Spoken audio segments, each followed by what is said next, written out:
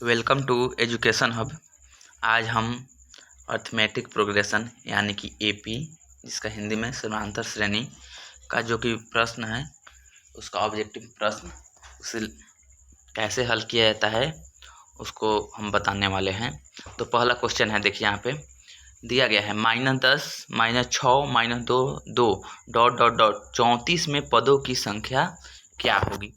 तो देखिए यहाँ पे पदों की संख्या पूछ रहे हैं, यानी कि लास्ट में देख, पहले तो इसमें आप लोग को मालूम करना होगा ए क्या है। तो ये देखिए जो शुरू यानी पहला पद तो -10 है, और उसके बाद डी यानी कि कॉमन डिफरेंस 4 व अंतर जिसको हिंदी में कहता है, उसको निकालेंगे तो -6 और माइनस माइनस +10 हो जाएगा। तो क्या हो जाएगा, यह 4 आ जाएगा। तो डी और ए तो मालूम हो गया। उसके बाद आप लोग को करना क्या है, उसके बाद आप लोग को लास्ट वाला पद देखिए ए एन दिया जाता है। क्या दिया जाता है, ए एन का मान क्या दिया गया है, 34 दिया है। तो आप लोग जानते हैं जो ए एन का मान दिया है और ई दिया और डी दिया, तो ए एन के फार्मूला से आप लोग क्या निकाल लेंगे, ए एन का फार्मूला से आप लोग एन का मान यानी कि एन बराबर फार्मूला होता है A plus N minus 1 into D. इस फार्मूला से आप लोग एन का मान, इसमें सबका एन का मान पुट कर दीजिएगा, एन को एक साइड और ए को एक साइड करके एन का वैल्यू निकालिएगा। तो इसका आंसर आएगा, क्या आएगा, 15 यानी 15, जो ऑप्शन ए में दिया गया है। चलिए अगला प्रश्न देखा जाए। समानांतर श्रेणी क्या है, समानांतर श्रेणी 1 4 7 10 का कौन सा पद 88, जैसे वही प्रश्न है, यानी इसमें एन का मान निकालना है। तो आप लोग ए का मान भी दिया है, ए का मान 1 दिया है, और डी का मान आप लोग 4 - 1 यानी 3 हो जाएगा, और एन का मान क्या दिया आप लोग देख ही रहे हैं, 88 दिया यानी 88 दिया है। आप लोग एन का फार्मूला धर के पुट कीजिएगा इसको, तो आंसर क्या आएगा, तो इसका आंसर निकालिएगा तो आएगा 30 यानी 30 आएगा। क्या आएगा, 30। चलिए अगला प्रश्न देखा जाए। एक और है, 13 और 19 के बीच समानांतर माध्य है। ये अच्छा प्रश्न है, इसमें समानांतर माध्य पूछा है। तो समानांतर माध्य याद रखिए, हमेशा दो पद है तो दोनों को जोड़िएगा, 13 + 19 और बाटा 2 कीजिएगा, क्योंकि समानांतर यानी बीच वाला माध्य। तो क्या आ जाएगा, तो ये आ जाएगा 32/2 यानी कटेगा तो कितना आएगा, 16 देखिए ऑप्शन बी में ऑप्शन दिया है, तो आंसर हो जाएगा। अगला प्रश्न देखा जाए। समानांतर श्रेणी 10 7 4 डॉट डॉट 30वां पद बराबर है, यानी इसमें 30वां पद निकालना है, यानी कौन पद निकालना है, 30वां। तो ए का मान तो दिया है 10, उसी तरह डी का मान आप लोग निकाल लीजिएगा, तो क्या आएगा, -3 आएगा, और उसका बाद इसमें एन का मान 30 दिया है, ये ध्यान दीजिएगा, एन का मान यानी पद दिया रहेगा तो एन का मान हो जाएगा। तो एन 30 दिया है, तो आप लोग ए एन निकालना है। क्या निकालना है, ए एन का फार्मूला रख के आप लोग निकालिएगा, तो इसका आंसर क्या आ जाएगा। तो इसका आंसर देखिए, ए एन का फार्मूला आप लोग रख के इसको कीजिएगा तो आएगा -77, जो ऑप्शन सी में है। अगला प्रश्न है, 1 से 100 तक सभी प्राकृतिक संख्याओं का योग है। देखिए, तो 1 से 100 तक लगातार जब होता है तो आप लोग को एक फार्मूला पढ़े होंगे, होता है n इंटू n प्लस 1 और बाई 2। तो n क्या है, तो पदों की, इसमें पदों की संख्या कितनी हो जाएगी, तो 1 से 100 तक है तो 100 हो जाएगा। तो उससे आप लोग पुट कीजिए, आंसर कितना है तो अब करके दिखा ही दे रहे हैं। तो 100 इंटू 100 प्लस 1 यानी 101 बटा 2 से कटा दीजिए, 50 हो जाएगा। तो 50 में 101 से गुना क्या आ जाएगा, तो 50 आएगा, यानी बी नंबर आंसर हो जाएगा। क्या आ जाएगा, बी नंबर आंसर। अगला प्रश्न देखा जाए, उसको आप एसएन पर भी निकाल सकते हैं, लेकिन बहुत हार्ड फार्मूला है। अगला फार्मूला है, 21 18 15 का कौन सा पद सुने, यानी आप लोग को इसमें सीधे दिया है कौन सा पद, यानी एन का मान 0 रखना है, और ए का मान तो आप लोग को देखिए रहे हैं 21, और डी का मान आप लोग निकालेगा तो -3। तो एन के फार्मूला पर रख के आप लोग एन का मान निकालिएगा, तो इसका आंसर क्या आ जाएगा, तो एन का मान निकालिएगा तो इसका आएगा आंसर 8वां पद आएगा। कौन सा पद आएगा, 8वां, तो यह आंसर हो जाएगा सी। अगला प्रश्न, कितने दो अंकों की संख्या 3 से विभाज्य है। तो कितने दो अंकों की संख्या, तो पहले सबसे छोटा दो अंकों की संख्या जो 3 से विभाज्य है, तो उसका श्रेणी बनाएंगे हम लोग। तो क्या आएगा, 11 तो नहीं होगा, 10 भी नहीं होगा, 12 हो जाएगा। उसके बाद 15 उस तरफ बढ़ते जाएगा, डी का मान 3, तो उसके बाद 18 dot dot dot dot dot dot और लास्ट में कितना जाएगा, दो पदों की संख्या। तो देखिए 100 तो 3 हो जाएगा, 100 से नीचे कितना होगा 99, तो 99 3 से विभाज्य है तो 99, यानी अंतिम पद कितना हो जाएगा 99 हो जाएगा। तो यह हो गया समानांतर श्रेणी का पद बन गया। अब इसको आपको इसमें एन का मान निकालना है। तो ए का तो मान मालूम है 12 हो जाएगा, डी का मान 3 और एन का मान, ए का मान आप लोग 12 ले लीजिए और डी का तो मालूम है 3 का अंतर है तो 3 से विभाजित 3 का, और एन का मान 99। इस फार्मूला से आप लोग निकालिएगा तो इसका आंसर आ जाएगा आप लोग का 30 आ जाएगा। क्या आ जाएगा 30। आप लोग निकाल के देखिएगा। अगला प्रश्न है समानांतर श्रेणी 6 13 20 डॉट डॉट डॉट 216 का मध्य पद है।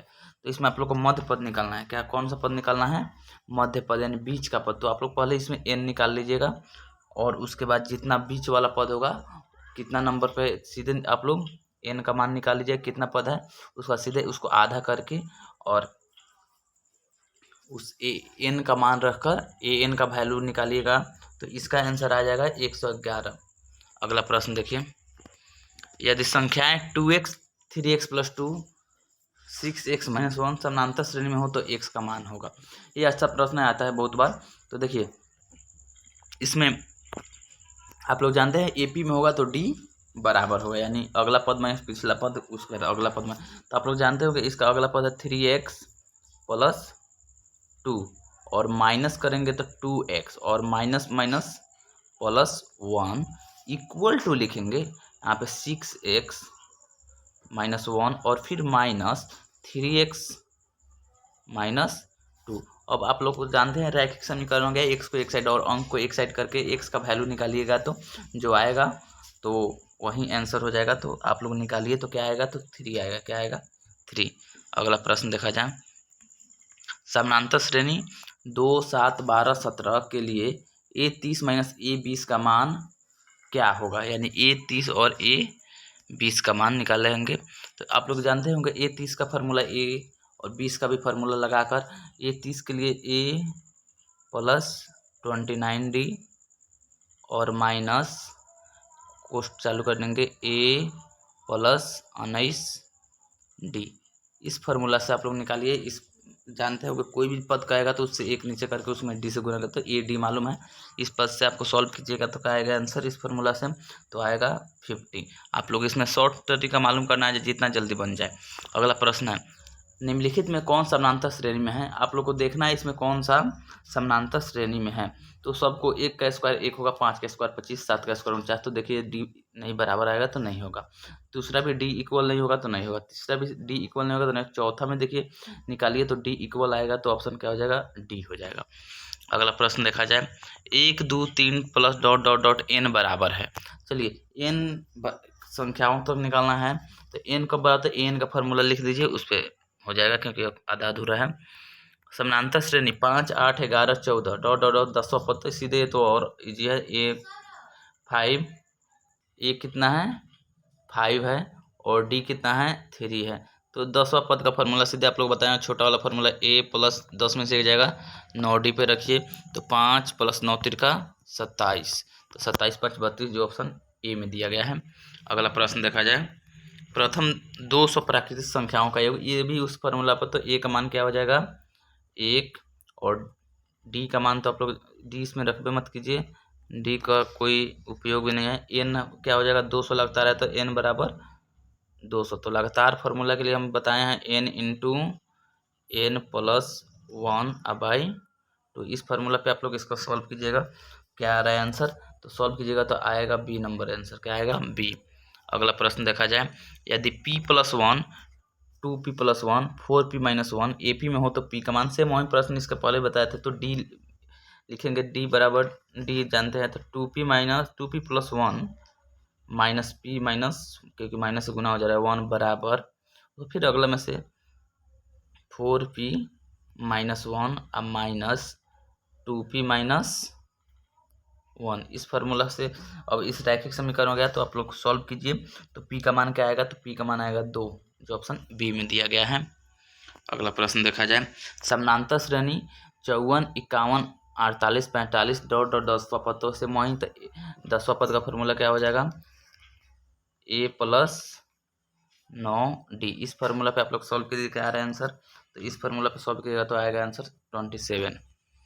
अगला प्रश्न है समानांतर श्रेणी 2, 6, 10, 14 डॉट डॉट डॉट कौन सा पद 82 है। तो जानते हैं अंतिम है तो एन का मान निकालना, तो एन दिया है 82 और ए और डी तो मालूम है आपको, तो एन का फार्मूला पे आप लोग रख के A plus N minus 1 into D पर रख के आंसर निकालिएगा तो क्या आएगा, तो आंसर निकालिएगा तो इसका आएगा आंसर 21वां पद, जो ऑप्शन सी में है। अगला प्रश्न है यदि किसी समानांतर श्रेणी का छठा और 12वां पद 13 है और 25 है तो इनका पहला पद क्या होगा, तो यह भी आसान है। इसको सीधे छठा पद है तो a plus 5d equal to कितना दिया है 13 और उसके बाद 12वां पद दिया है तो a प्लस 11d बराबर दिया है 35।